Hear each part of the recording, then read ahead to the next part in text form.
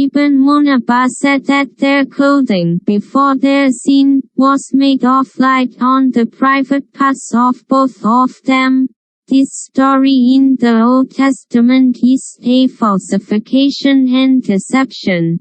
Allah the Almighty revealed, O children of Adam, let not Satan deceive you, as he got your parents, Adam and Eve, out of paradise, stripping them of their raiments, to show them their private parts.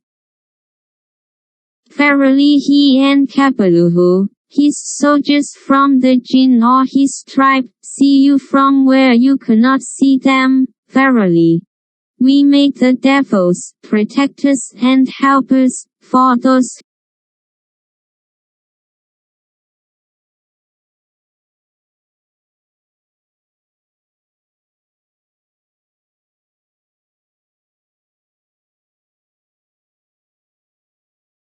Verily he and Kabaluhu, his soldiers from the jinn or his tribe,